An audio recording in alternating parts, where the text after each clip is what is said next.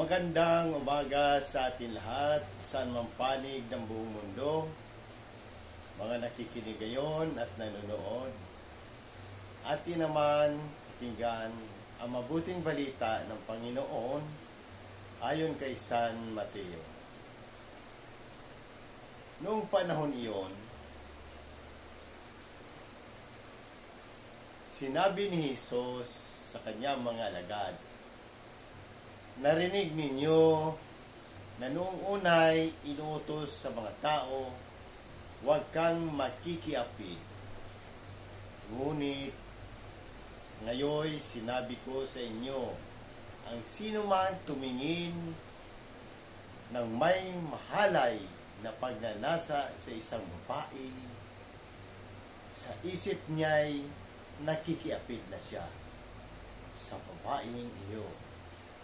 Kung ang mata mo ay siyang magiging sanhi ng iyong pagkakasala, duputin mo ito at itapon, sapagkat mabuti pang mawalan ka ng isang bahagi ng katawan kaysa buo ang iyong katawan itapon sa impyerno. Kung ang iyong kamay ang siyang nagiging sanhi ng inyong pagkakasala, putulin mo ito at itapon. Mabuti pang mawalan ka ng isang bahagi ng katawan kaysa buo ang iyong katawang itapon sa impyerno.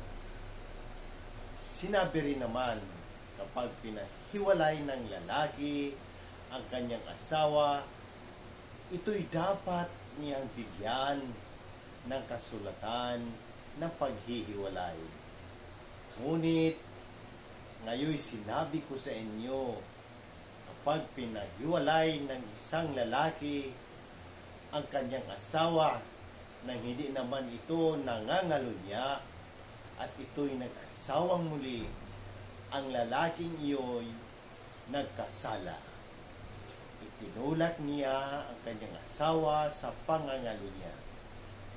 At sino man mag-asawa sa babaeng hiniwalayan ay nangangalo niya.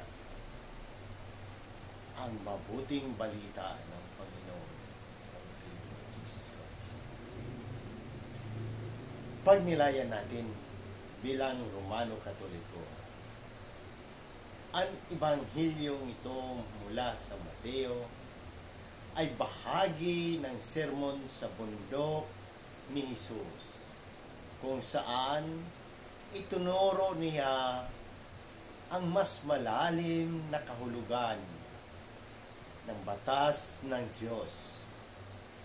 Sa seksyong ito, itinuro ni Jesus ang halaga ng puridad sa pag-iisip at ang kabanalan ng kasal. Mga mahalagang puntos. Una, pag-iwas sa pagnanasa. Sinabi ni Jesus na ang sino man tumingin sa isang babae ng may mahalay na pagnanasa ay nagkasala na ng pangangalo niya sa kanyang puso. Ang mensaheng ito ay nagbibigay diin sa kahalagahan ng kadalisayan ng puso at pag-iisip, hindi lamang ng mga gawa. Ang pagkakasala ay hindi lamang sa pisikal na gawa, kundi pati na rin sa ating mga iniisip at nararamdaman. Pangalawa, pagputol sa sanhi ng kasalanan.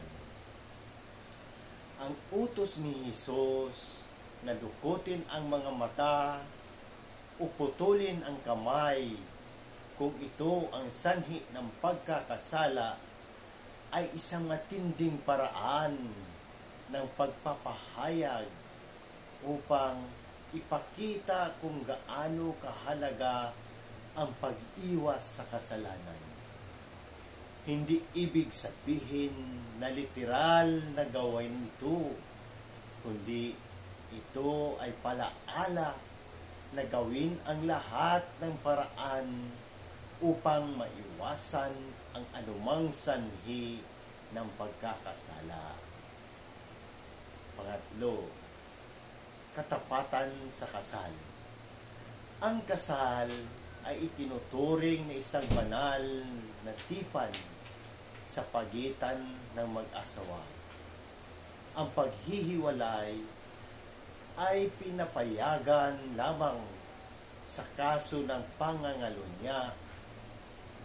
Ang pagputol sa kasal ng walang sapat na dahilan ay nagdudulot ng kasalanan, hindi lamang sa asawa, kundi pati na rin sa sinumang makikipagrelasyon sa kanyang pagkatapos. Sa pagninilay, ang mga aral na ito ni Jesus ay nagtuturo sa atin na magbigay ng halaga sa ating mga iniisip at mga intensyon, sapagkat ang mga ito ang ugat ng ating mga gawa. Hinahamon tayo na maging mapanuri sa ating mga sarili at gawin ang lahat upang mapanatiling dalisay ang ating mga puso. Gayon din, binibigyan din ng Ebanghelyo ang kabanalan ng kasal at ang katapatan na nararapat dito. Sa panahon ngayon, kung saan madali nang maghiwalay, pinapaalalahanan tayo na ang kasal ay isang seryosong pangako na dapat panatilihin at pangalagaan. Sa ating pang-araw-araw na buhay, maaaring maglaan tayo ng oras upang suriin ang ating mga iniisip at gawain at humingi ng tulong sa Diyos upang mapanatili ang kadalasayan at kabanalan sa lahat ng aspeto ng ating buhay. Sa muli, sa Diyos ang papuri at pagpapala.